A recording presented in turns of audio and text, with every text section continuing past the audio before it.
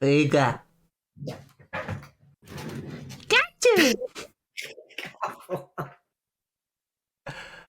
And it's not really Pikachu, it's just me. Hello, guys, welcome to another Whoa! episode of From the North. Can't believe it's not Pikachu. It's Hispanic Pikachu. It's Hispanic Pikachu, so it's just like regular Pikachu, but I need a visa to travel. How's it going, guys? Welcome to From the North. How's it going here? It's been a while. It's going well. We are back here from the north. I'm in New York for this recording of the episode, so closer than I've ever been to Elu when we record. Absolutely, we're still like very far away. Yeah, I still hear from Ontario, Canada, as usual. I was gonna be talking about a couple things that we wanted to mention. We're just gonna be talking We're shit. just gonna be talking shit. It's been uneventful weeks, I guess, in terms of all the things that we usually talk about, which is anti-authoritarianism and things that are happening mainly in countries like Venezuela, Cuba, Nicaragua. So we were discussing a lot. Well, Germania, as she said, she is right now in New York. And she's been seeing a lot of what's been going on with the COVID and how the whole city of New York has been reacting to COVID. And here from Canada, of course, I've also seen a couple things. So we wanted to discuss a little bit of about what we've seen, what we feel about it, just our takes. Like, this is just, don't take this as as factual information. This is just what we feel, what we see, and maybe just have a discussion with you guys. Maybe you guys can discuss how you feel. You can comment on it. But yeah, what have you seen since you have been in New York, Germania? What's different in New York compared to Florida in terms of COVID? Right. I mean, it's really like the two extremes, right? Because in Florida, we're kind of famous around the world in Florida for allegedly not following any of the restrictions, not using the masks, not getting vaccinated. So this is a question I've been mulling over for a while now that maybe we have touched on before a little bit. And it's mostly about the vaccine mandates because in the show, we're always, we say our ideology is democracy and freedom. Like, we don't care about right wing, left wing. We just care about being free. So, this question, about whether the vaccine mandates are authoritarian, as many people say, or just the logic thing to do because it's a pandemic that's affecting all of us. So, in order to get back to normal, we need to act and make people follow the restrictions. So, in New York, it's really interesting to me because in Florida, we do wear the masks. Most businesses inside still ask you to wear the mask and all of that. But here in New York, you have to show proof of vaccination to go into any establishment, just like in Canada, right, Elu? Like, you're completely used to it. Yeah, I went to this weekend was a fun weekend. I went out every single day because I have vacations from university, so might as well do it. And to every single place that I went, they always ask you for proof of vaccination and your ID. Proof of vaccination and your ID. But like it's been like this since COVID started, and since vaccination started to roll out in Canada. And I was kind of discussing this with her because I guess Canada and New York have similar restrictions when it comes to COVID, or at least the part of Canada that I live on, which is Ontario. And for me, it was just normal. But Germania had an interesting background coming from Florida to compare, how is it in Florida and how is it in New York? The other thing that I found interesting is for those of you who don't know, the US government has enacted, or I think it hasn't come into full place yet, but it's about to, a federal mandate for vaccination for federal workers. So here in New York, the sanitation workers, who are the ones that pick up the trash on the street, a lot of them have been striking and supported by the unions. So the firefighters unions, the sanitation workers unions, the police officers union, which have so much power here in New York, are kind of supporting the workers who refuse to get vaccinated. And if they don't get vaccinated, they go on unpaid leave from their jobs. So I think the mandate is about to go into effect in New York. Walking down the streets, they're more filled with trash than usual because sanitation workers have been striking against these mandates. So, and Edu, this is honestly an issue that I don't have the answer to yet. I And I don't. think we should discuss more issues like this, because you and I stand very strongly on certain issues for sure. But in this one, I haven't formed my opinion yet, because again, what I said, I understand we need to get out of this pandemic. Vaccination is allegedly the only way to do that. For sure. So, but then when I saw these workers, striking with their unions, and it's ridiculous that the federal government is going to not let them get paid if they don't get this injection, I can also see that side. And I've heard the people who a lot of people who are conservatives, mostly, sadly, this has become again a political thing when it shouldn't be. But they say, I'm pro the vaccine, I have the vaccine, I just don't think the federal government should be allowed to take people's jobs away if they don't get the vaccine. And it's interesting because I was taking it back here to what's going on in the city that I live in. I was reading some news about it today, and this has become a really polarizing question, but it's a question that no one really seems to have the answer on when it comes especially to collective bargaining, so unions, syndicates, and all this stuff, right?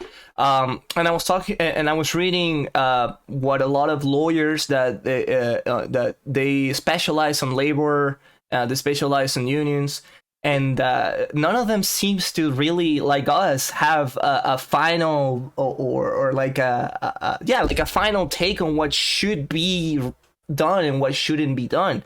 And a good example of that is that in the city that I live on, we started having mandate by the federal government, mandating vaccination to all federal employees.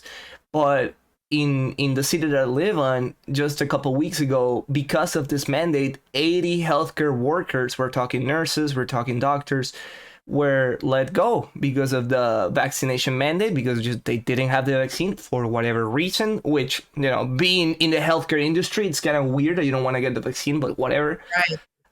But I say, yeah, okay, sure, you may be protecting people that they work with, you might be protecting people, the patients, the public, who are obviously the most crucial people in this conversation. But at the same time, then you just cut off over 100 people from your healthcare force.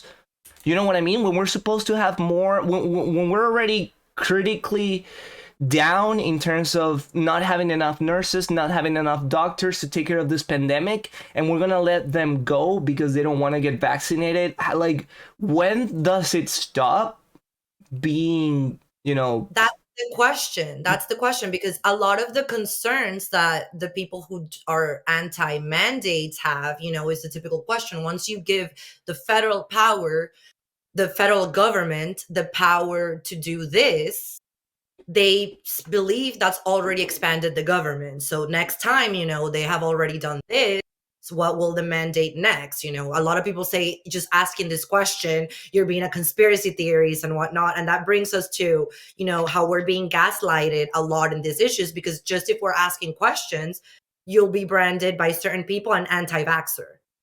Exactly. Even though you had your vaccine, and I am the most pro-vaccine. I mean, to a fault, because people say maybe you should research a little, but I'm like, no, I don't know anything. Doctors tell me it's fine, I'll do it. I'm the most annoying pro-vaccination person ever, and like, if I find a person that I care about and this person doesn't want to get the vaccine, I will be the first one to be, hey, you should get the vaccine. That's not the way to go. Whatever. But we reached a point where I feel that, at least in North America, obviously this doesn't translate to most of the world, unfortunately, but people that wanted to get the vaccine already have the vaccine. And we are not reaching the 90% immunity, the 95% immunity that we want to reach, because there are a lot of people that don't want to get the vaccine. And then it comes to we can have the discussion like, well, if assuming that they don't want to get the vaccine, what is the risk that we're running? Well, right. Primarily, obviously, there are a very small number of people, but people nonetheless that for health issues they cannot get the vaccine even though they want to get the vaccine, right? They're Okay. immunodeficient. And I when didn't know that. There is actually people that can't get the vaccine even if can't they wanted to for no health reasons. no for health reasons they're immunodeficient. They have issues with their immune system, so going through a vaccination process can actually harm them more that can actually help them, if not to say like it could kill them, but not only it could have like very bad negative effects, but sometimes it doesn't even stick to them, it doesn't do anything to them. So in order to protect these people, all we can do is try to get as many people that can get vaccinated to get the vaccine. That's fair, but you could just normalize it and say, well, like, how many people are like this, and why, like, should we all live through this? Like, when does it end? If we're never gonna get more people vaccinated, if this COVID is not gonna go away until we all get vaccinated, then what should we do instead? Right. And I don't have an answer for that. I just don't. And on top of that, on the other hand, then you have people, okay, let's say people don't want to get vaccinated. It's up to them. If they get sick, shit luck, you didn't want the vaccine, get hospitalized now. It was as simple as that, because that's kind of like how I saw you, that the most in danger people of dying from COVID is the unvaccinated. So I'm like, well, what do I care if they don't want to protect themselves, Exactly. But then we have A, the people that can't get the vaccine because they just can't. Right. And B, is that, yes, it's your decision to not get the vaccine, but when you live in a country like every country in the world where our healthcare systems are completely saturated because we have so many COVID cases still ongoing, if you go get sick, then you are contributing to having an even worse healthcare situation in the country. So your individual decision of not getting vaccination and the obvious consequences of getting sick, getting hospitalized, is that you are actually harming the public by contributing to saturate the healthcare system. Right. So it's difficult. It's a difficult conversation. I don't have an answer. I don't know what to do. I don't know what to say. I just feel we should be less polarized on this topic and not be like, get the vaccine or get fucked. Right. It's a complex issue that doesn't have a simple answer, like all complex issues. So where I'm at, I feel, and I've said this before, like, because the unvaccinated are affecting the rest of us, so then I guess your freedom ends where mine begins. So I want to get back to normal. If you're affecting me now, then I think as of now, I do support the mandate because I just want to get back to normal. But yeah, I think we should keep an eye on this because, like I said, and also again, it's become such a political issue that Ron DeSantis, the god of the Republicans at this moment, is saying that he's not going to go with the federal mandate. He's actually offering a $5,000 bonus to police officers, firefighters from other states who don't want to get vaccinated to go to Florida. And then, DeSantis is like, we'll let you work here and we'll give you a bonus. But I don't know how he's gonna do that because this is gonna be a federal mandate. But it's worth pointing out that a lot of attorney generals from several states have sued the federal government. So this is going to be, a discussion on all the things we talk about, whether this is authoritarian, whether it's going into people's freedoms in an unnecessary way, whether it's the moral thing to do for the federal government to do this. So this is going to continue to be an issue as this mandate go into place in the US. It's funny because, as usual, in Canada, people have just accepted this because they're just more progressive down the line. But in the US, this is a huge issue right now.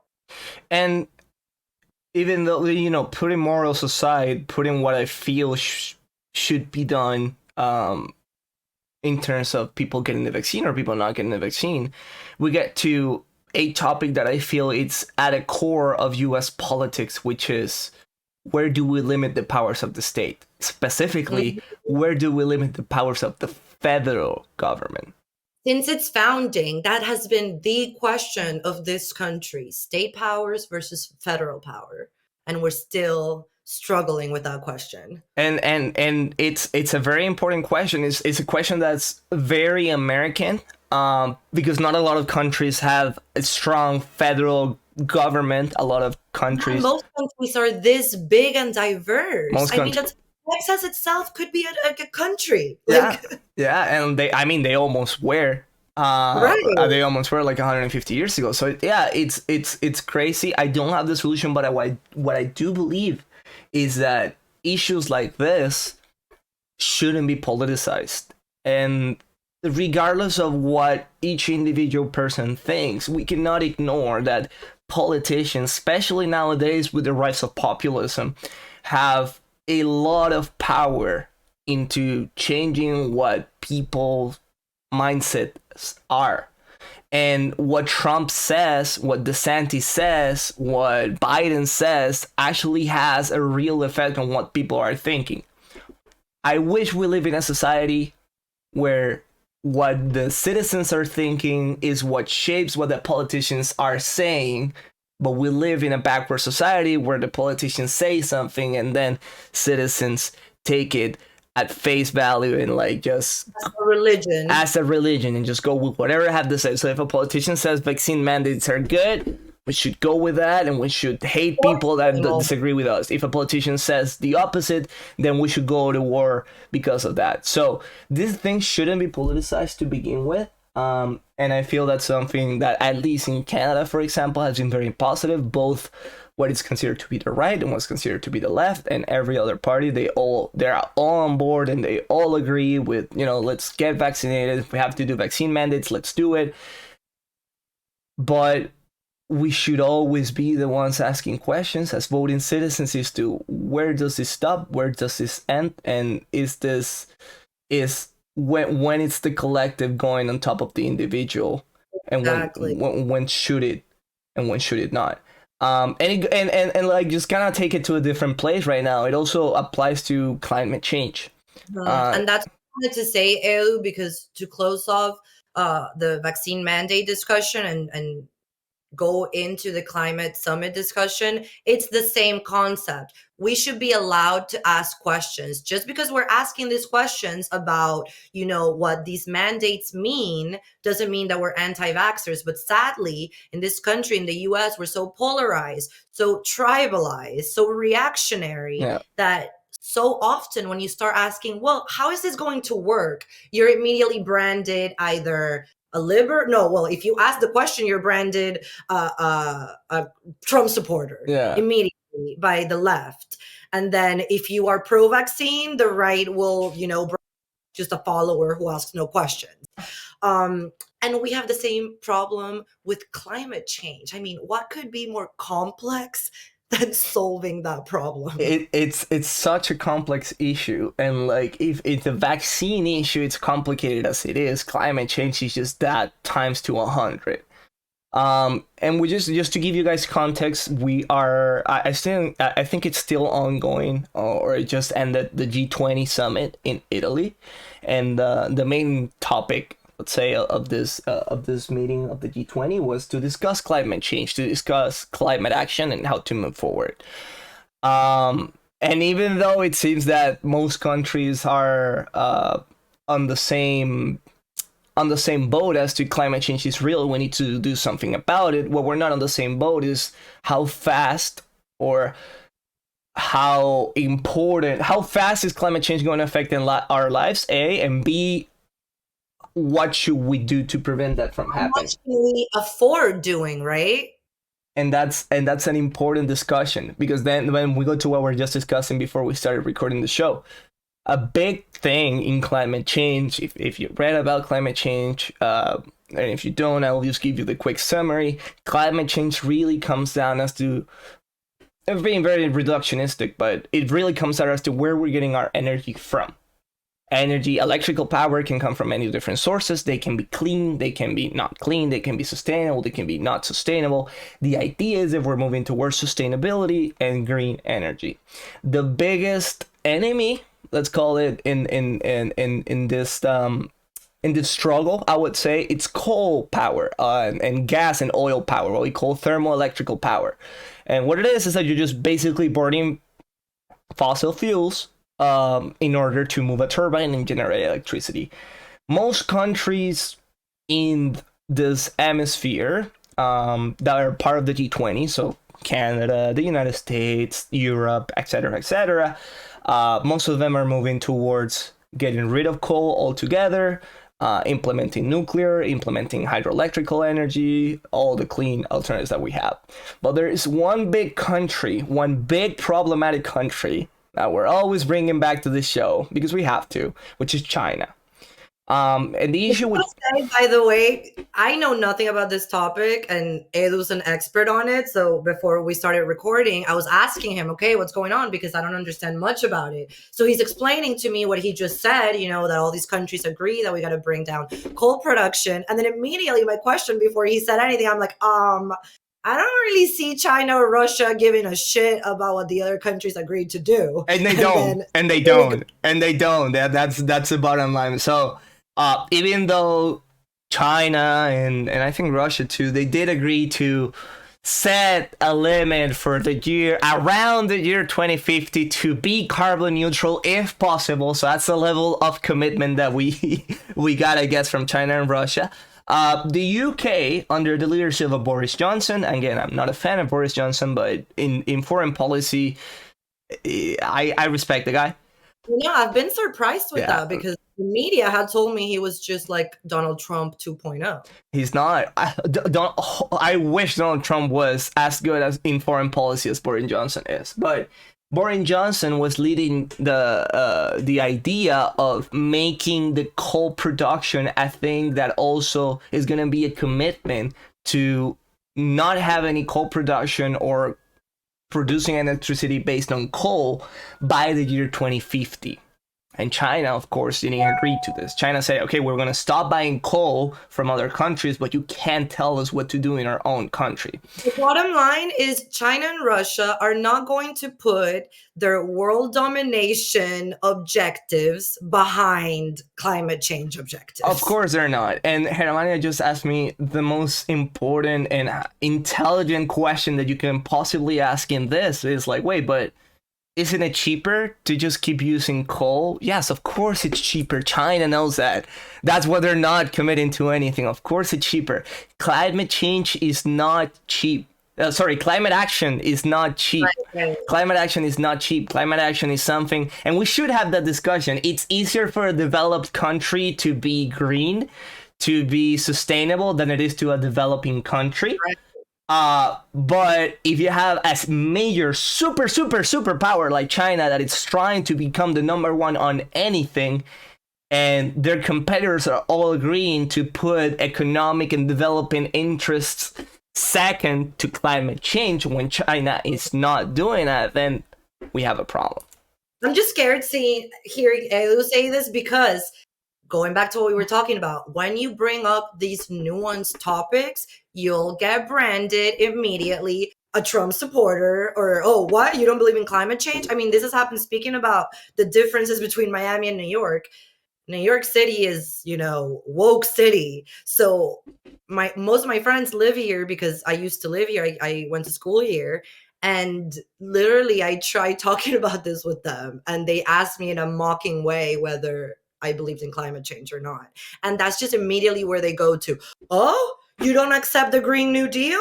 Oh, you don't believe in climate change? And like, you know, with a condescending tone. So and it's a good thing that you mentioned the Green New Deal because it's something that really goes to what we like discussing in this show, which is shitting on socialism. We love shitting on socialism. We're just too traumatized not to do it. But let's talk about the Green New Deal. So for those of you guys that don't know, the Green New Deal has been a legislation that has been on the works for years and years and years by the most progressive wing of the Democratic Party. Bernie Sanders, Alexander Ocasio-Cortez, the Squad, you know the guys. And even though on paper, or if you don't really read the paper, because if you read it, you get a different... Like socialism, such a nice name. Green New Deal, such a nice name. But if you read the Green New Deal, it's actually less about climate action and more about increasing the power of the federal government, which again goes back to what we were discussing just 10 minutes ago, which is it goes towards a core issue of US politics, which is federalism versus centralism. And what the Green New Deal does, using as an excuse climate action and climate change, what they do is basically just expand the power of the federal government. They want to nationalize the energetic sector all across the country. Can you tell me, Edu, that it would guarantee a job for anyone who wants one in the federal government? It's literally, like, people don't talk about this, but it's literally on the Green New Deal, guaranteed jobs in the federal government for anyone that wants it. And let me tell you something about federal jobs, if you guys are probably not from the United States or from Canada and you're not familiar with this, but working for the government is very, very good in the sense of the benefits and the pay that they give you. It's not, they don't pay minimum wage. They don't give you like shitty benefits like you will get from unions, which this was what we were talking about in relation to the issues that New York City is having with sanitation workers, firefighter, cops, etc. So their way to tackle climate action and to tackle unemployment, it's just to offer high-paying jobs to anyone that wants it at the federal government, unlimited, because they don't have a cap for that. Basically, it just says that if you want a job with the federal government, you go and get it. That little has to do with climate action. The federal government will create a job for you. So that's really called, like in the third world, we call that corruption. We call that corruption. In business, we call that redundancy for corruption. And that's exactly what it is. You cannot create redundant jobs just to give people jobs. That's not how the economy works. And that's why socialism always fails, because it just doesn't work like that. It works by supply and demand and by all the things that we have to do. So yeah, the Green New Deal wants to nationalize the energetic sector. The Green New Deal wants to give unlimited jobs to people that want a job on the federal government. I think the Green New Deal also extends a little bit further, and they want to get the government into telecommunications and infrastructure. So we're talking about public subsidized internet, like everything. So it little has to do with climate change, but they put green on the title of the legislation, and they know for a fact that people are not going to read it. I'm sorry, to a to a left winger, me saying this will sound like I'm just a Trump supporter again. But to me, everything you're describing, Edu, sounds literally like the package for the transition from capitalism to socialism. It is. It's just making the government big, and the excuse is to fight climate change. And it's not like that. If anything, climate change can only be climate action, can only be achieved when you have corporations and private businesses that are running the energetic sector being accountable to the government. The role of the government, at least in my opinion, the role of the government in climate action is to be the arbiter, to be the regulator, not to be the one providing the energy. Because if the government becomes the sole provider of energy, then the government is not accountable to anyone, only to themselves. Their argument is that you cannot trust corporations to do the right thing ever. What I don't understand about that argument is that what makes the people who run corporations different than the people who run government? It's the same humankind. And that's the thing. And that's the thing that they don't understand. It's not like we're not defending corporations. I agree, corporations are not great people, and they're gonna put the planet and climate action on top of their profits, because it just doesn't work like that. But what makes you think that if they operate like that, the government is not gonna do the same thing? Don't be stupid. You just put two and two together. If you hate monopolies, if you hate oligopolies, what makes you think that giving all the power to the state is going to solve that? And also the other problem, that is what you were first talking about. We do have to consider how much we can afford to do in relation to the other world superpowers that want to take over everything. And people like me and Edu don't want to let them take over everything. We don't want a world where China can dictate what we do with our lives here in North America, which is kind of already happening. And having these discussions, as complicated and as nuanced as they are, it's important, and what's most important is coming to these discussions with an open mind. As I said, as Hermania said, we're not sure what the answer is. We're We not believe in climate change and we human-made climate change. Let's get that we clear. believe in climate change. I don't know anyone who's more annoying about climate action than myself. But when it comes to what we should do as a society, what the governments should do, what the corporations should do, what everyone else in the society should do, there's not a simple answer to this. It's such a complicated and nuanced topic. And if you get an answer that sounds too good to be true, it probably is too good to be true. Right. It's sadly not as easy as passing the Green New Deal, then we're good. No, and we have to look at the consequences of the things that we do. Is the Green New Deal going to have a net positive effect on the livelihood of American citizens, of the livelihood of everyone else in the world? Or is it not gonna? And we're just using this to push our political agendas. So just something to think about. Yeah, definitely climate action is something that gets politicized a lot by the right, especially people that would say, oh, climate change is not real, it's not as bad as it seems, which is all bullshit. I don't think most conservatives or right-wingers or even Trump supporters, I don't think their argument is that climate change isn't real. Oh, me neither. Their argument is, it's real, but we don't want to deal with it. We care more about the economy. Exactly. But then the politicians, the ones that are actually shaping their mindsets, are because they don't want to do anything, they will either say, the most mild ones will say, it's not a priority, which it is, newsflash. And, the most radical ones will say it's just not real. And it's not something that it's only for the conservatives. We're seeing this without going too far. We were just talking a couple weeks ago about Javier Milei in Spain, in Argentina, sorry, a libertarian. Guess what? Libertarians usually do not believe in climate change, or they believe in it and they just don't care. So this is something that we need to have a discussion about. We were talking about, a lot of them say it's a hoax by China in order for China to do what we were saying could happen if we go too hard at putting climate action before our geopolitical objectives. It is. So, I don't know, guys. Again, we don't have an answer to this. We just want to have this discussion with you and make you guys think. Yes, we just want to have the discussion. And sadly, in the US, I don't think this is the case so much in Canada, but we are so polarized that you cannot bring up these questions without being branded something. And now we're going to talk about something might get a lot of people angry at us. Cancel culture. Dun, dun, dun. It exists. Again, I have these issues in the forefront of my mind because I've been hanging out with my woke New York City friends.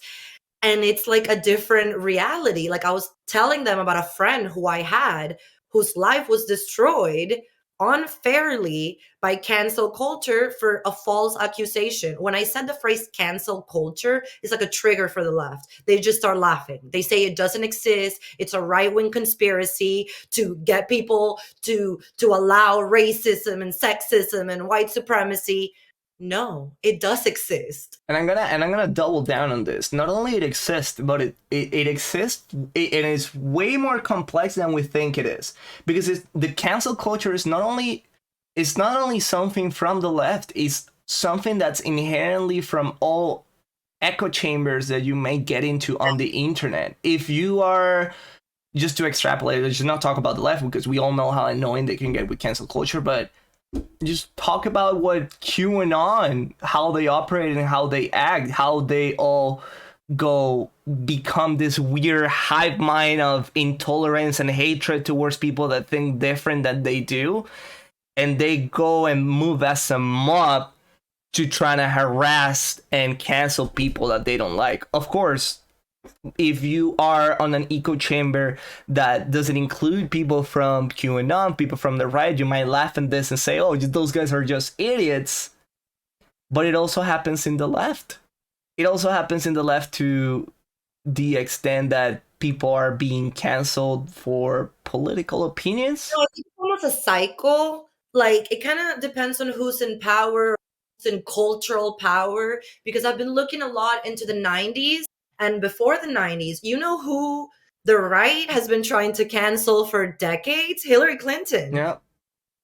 I mean, somehow she survive. But if you see the attacks that the Clinton administration had during the 90s over things like, morally poor behavior, like having an affair, how many times did they try canceling Bill Clinton for stepping outside his marriage? And like thinking back to the 90s, right? Like the US in particular, with the explosion of video games, music, and like multimedia, the internet, and the ease to access that we all got in the last 30 years to content and information, the ones that were adamant at censoring the internet, at having parental restrictions, at not allowing people to access types of content because they found that offensive, was not the left.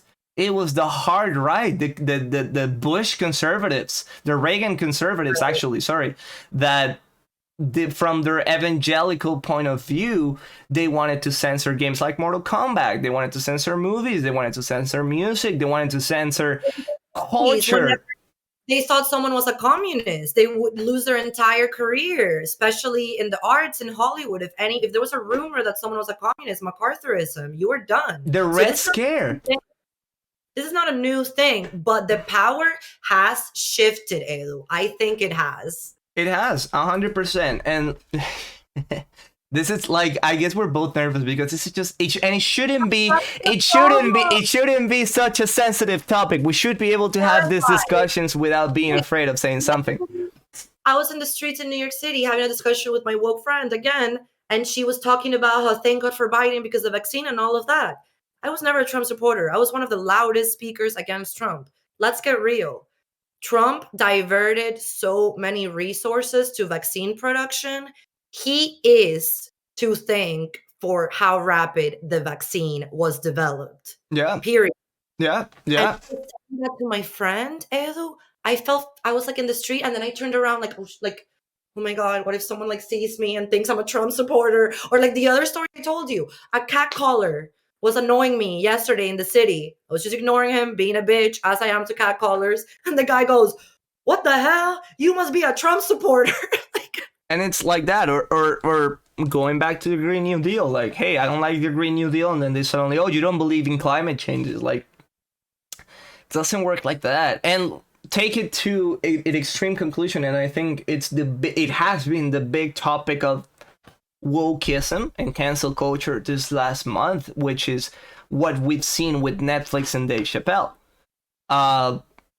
So regardless of what you think about what Dave Chappelle had to say, the bottom message of his last special, which I was just talking to her, I didn't even find it like a stand-up special. I think he was just a monologue of him just closing his overall ideas of the first two specials.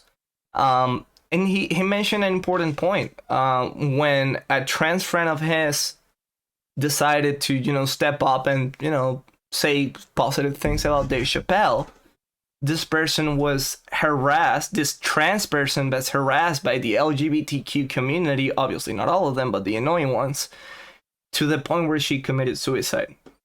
Because she spoke out to support because she said her Chappelle friend. Was anti-trans. Because it's not about caring about trans people anymore, it seems. It's not. By the way, I want to say this. Edu is one of the most trans rights people that I know. More so than me. I mean, I'm all for trans rights, trans people, trans women are women, trans men are men, but it's just not something that I focus on.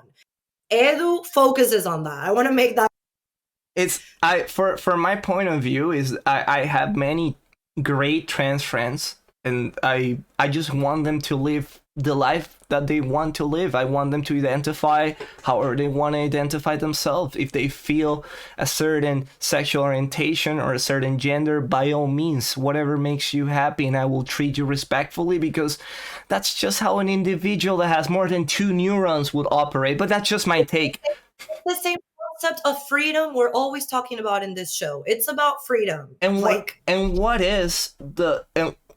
for me at least, what is all of this if not a fight to get the state out of people's lives, and to get the state to stop forbidding people that are from the same sex to get married and adopt a kid? What does the state feel that they have the power to tell people if they're male or female? the why should the state get into an individual's life and effectively oppress them just because they don't align with maybe what the majority has to say or has to think? It's not about whether trans people deserve rights. No, we're on the same page here. But Trans people deserve all the same rights. This is about whether we are allowed to talk and joke about anything. absolutely, absolutely, and it's precisely about that. That's the conversation that we need to have. And here's, I guess, this has been my reflection for the last couple weeks, and this doesn't extend just to the LGBTQ community. This extends to the Black community, to the refugee community, to the Hispanic community, every minority, every community. I feel that by focusing on the community rather than focusing on the individuals that make part of this community, we are not getting anywhere. When the logical conclusion of going on this mob justice, this mob mentality kind of thing, regardless of which mob you belong to, it completely suppresses individuality. It completely suppresses our own individual rationale, which at the end of the day is the only thing that we have for us. So I don't know. The ability to discuss issues is how we have progressed. Once you ban those conversations, we can't go anywhere. I mean, thought cannot be binary that way. It can't. So literally, Edu and I were scared of talking about this, and we shouldn't be. I mean, Edu, did you get any hate? Because I saw that you publicly said you like the Chappelle special. Did you get any backlash? I got some of my friends telling me, "Oh, that's not nice. I think Chappelle it's a turf." He says that on the special. What's a turf? I haven't figured it out. So turf is what's considered, and I hate these people, but it's what's considered to be a trans exclusionary radical feminist turf. Oh, right. Chappelle talked about this in his special. So that's what they say J.K. Rowling is, because feminism above trans rights. And I personally don't like J.K. Rowling because she uses her platform as someone who's been incredibly influential to two generations of people. If you're a millennial or a zoomer, you have to watch Harry Potter at least once. It's just a big cultural staple of what we are. It's Harry Potter. So this big influential people, she is a radical feminist, self-proclaimed, but to the extent where she doesn't consider trans women to be to be fully women. Is that really what she has said? She doesn't believe trans women are women, basically? Yeah, and stuff like, I believe, we shouldn't have set transgender women into our struggle because they just haven't experienced the same things that we have gone through. Which I would say, if anything, a trans women, if anyone suppressed more than a woman, it's probably a transgender woman, because not only it's a woman now, it's also a transgender person. And there's a lot of hatred towards that, but that's a philosophical discussion. If you want to include trans women in your feminism or not, that's... What I thought was that she was deemed anti-trans for saying things like she said that some magazine was calling women people who menstruate or biological women, and she was like, what the fuck? Which I agree with that. We're people who menstruate now? I don't like that. Yeah. And I don't like people, and oh my god, I'm literally scared of saying this because when I've said it on Twitter, I've been called all types of names, but I just don't get why we can't all be women if we identify as women. That's it. A menstruating person. It's a matter of identity. It's a matter of a woman. Not being a woman. I like the word. I want to be, and period. Absolutely. And men that menstruate, they're not women anymore. They're men. They just have them to menstruate, and that's fine.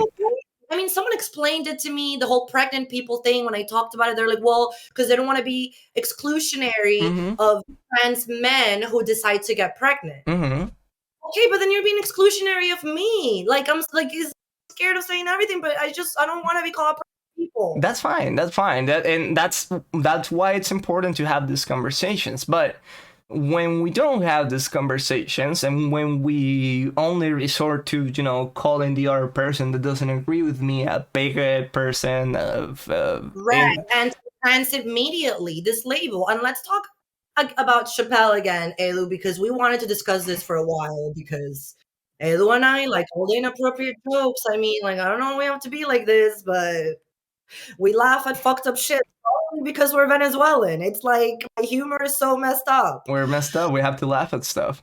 Yeah, we laugh at our own trauma. Like you don't like we'll make a joke about anything. That's like a fundamental part of our culture.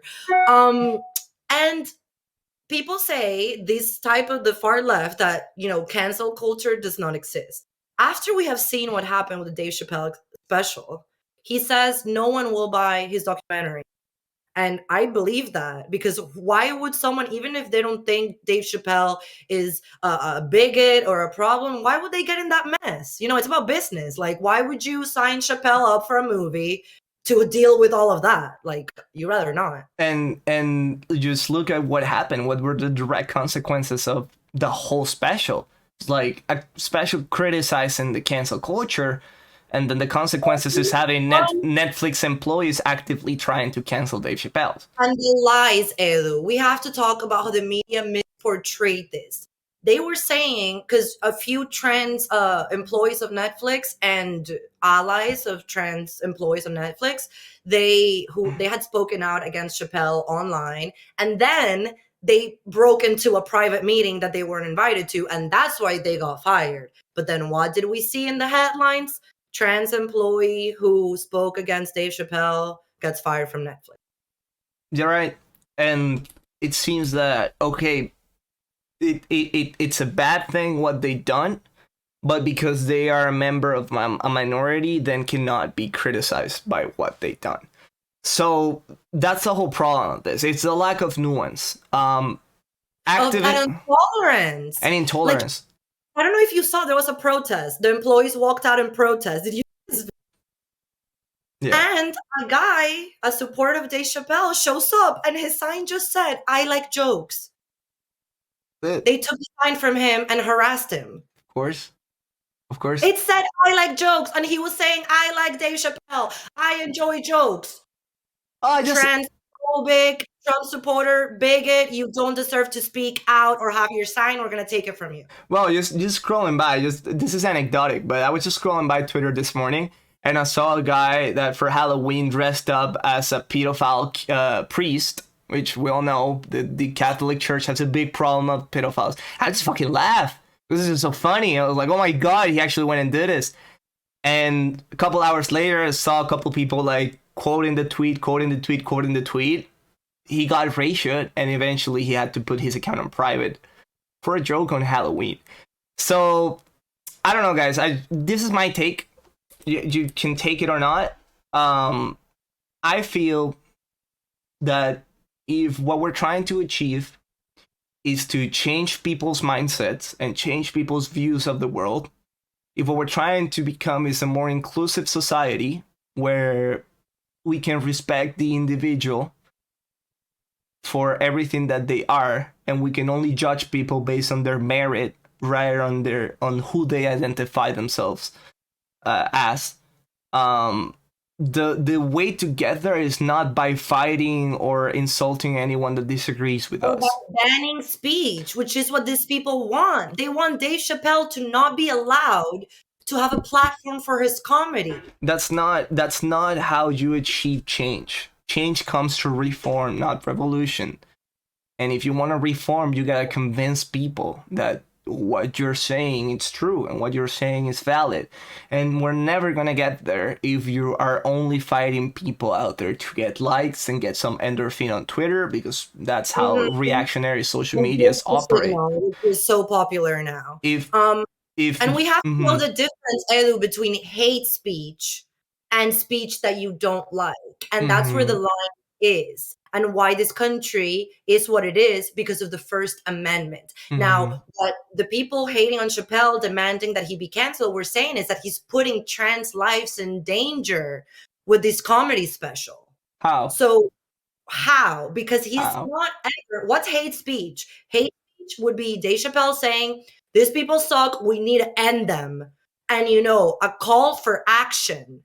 That's not what's happening at all. So there's a difference between hate speech and speech you don't like. With hate speech, that should never be allowed, and it's not under the First Amendment.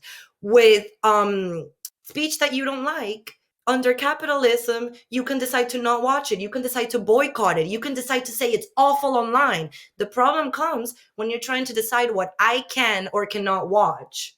because if the media of everything that's out in the world doesn't agree with my very narrow view of the world, then it's flawed and it needs to be completely removed.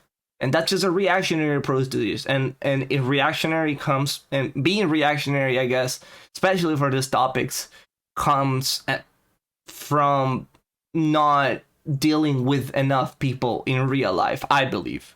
Because Right. if you get to know people from all backgrounds, from all ideological viewpoints, then it's gonna be harder for you to dehumanize people that don't agree with you on the internet. And you know what? Just this is my advice. Take it or not take it. But you need to have friends. You need to have more friends. You need to have more friends that don't agree with you with 100% of the things you feel. We say we want to be a diverse society. We're all about diversity, except when it comes to diversity of thought. That we don't accept. And why? Why are we so prone to dehumanize those that don't think like us on the internet? And not These people as a caricature of an evil person. I think that's the problem. Most people are not caricatures of the villain on TV. It's what it is. And then we take it to, and if we want to take it to socialism because we just want to punch on socialism, and I love doing that. Isn't that what you're doing when you dehumanize every person that owns more than $1 million? Like, that's another thing we got to talk about another time. You're automatic, you're a bad person, and you need to be destroyed. Like, people, high functioning people that are on the spectrum, such as like Mark Zuckerberg, for example, or Elon Musk. Or Elon Musk, for example, which... Oh, you want to get canceled, dude. You're going too far. No, I'm going to say it. Which... Zuckerberg? You can say what you want about their business practices and who they are as business people. And I agree. I don't like Mark Zuckerberg, and I think Elon Musk is just an annoying person.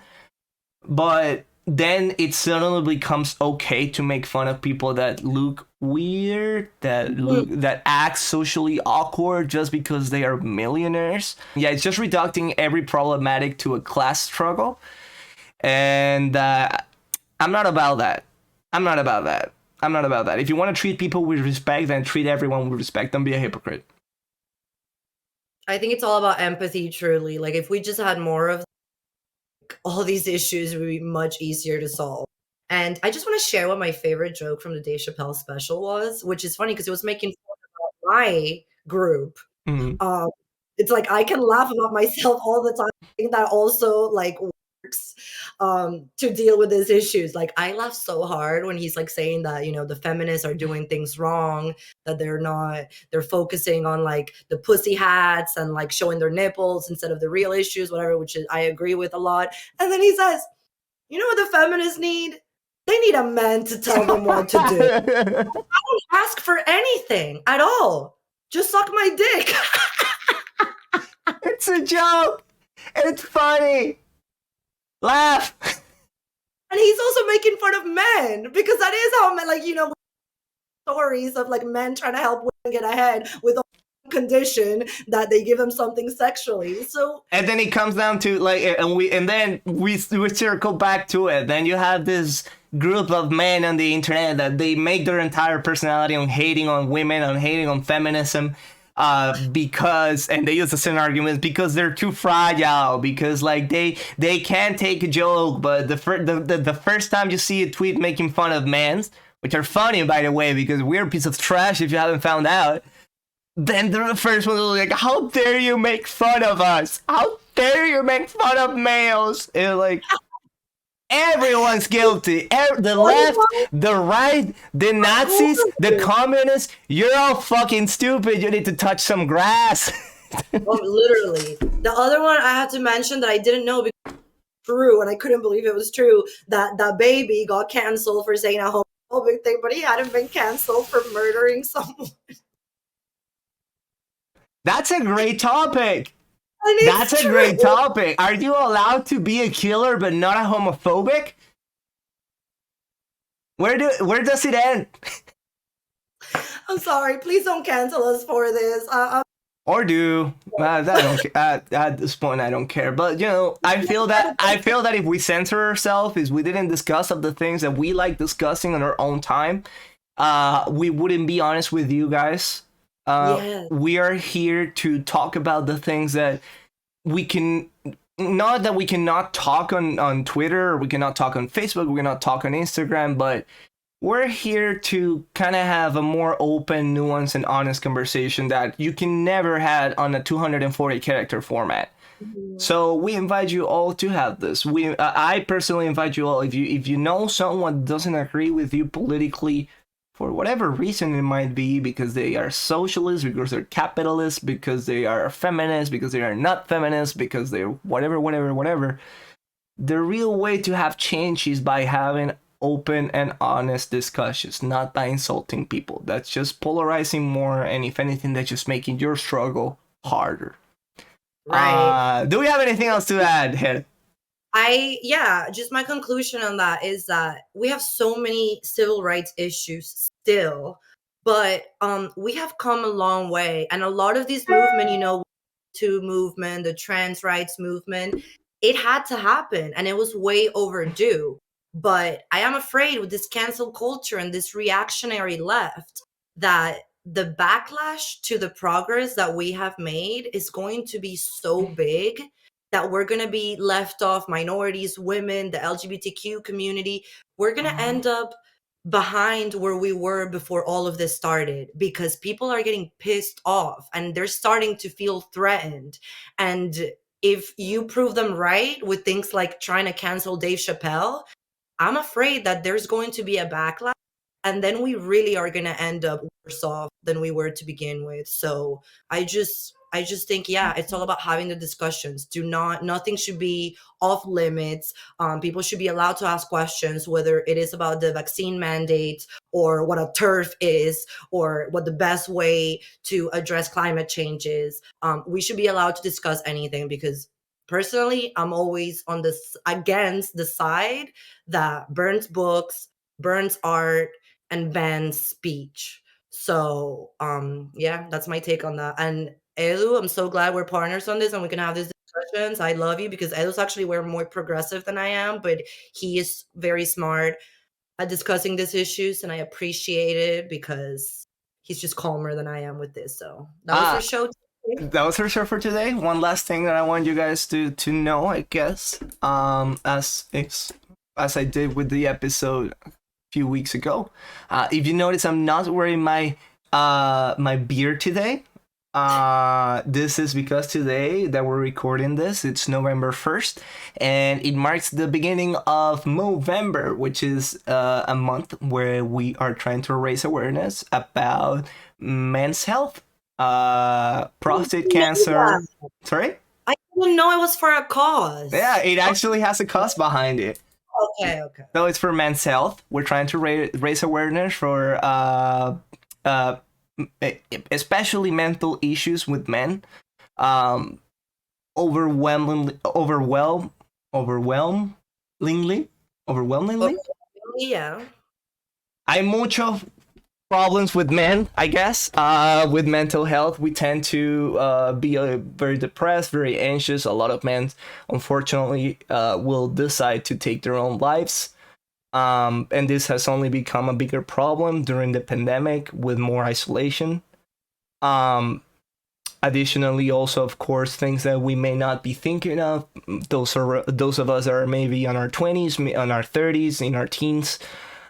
Things as prostate cancer, things as rectal cancer, things that are affecting men in every age group. 50% of men will get a cancer diagnostic during their lifetime. So it is important that we go to the doctor if we feel something's not right. that we try to ask for help when we're not feeling right. And I guess just to remember, there are other people out there struggling, but there's also other people out there willing to listen to you and willing to help you. So if you want to participate in this and want to raise awareness, you obviously you can donate to a lot of men's organizations and men's health organizations that deal with this. But just by growing a mustache during the month of November, which is why I shave, I'm planning to wear a mustache, and you will probably see that in the next few episodes. If anyone asks you, hey, why are you wearing a mustache? Then you can take the opportunity to have honest discussions and just tell them about the issues that we as a gender have. Have a great day, guys. See you guys next week. Wow.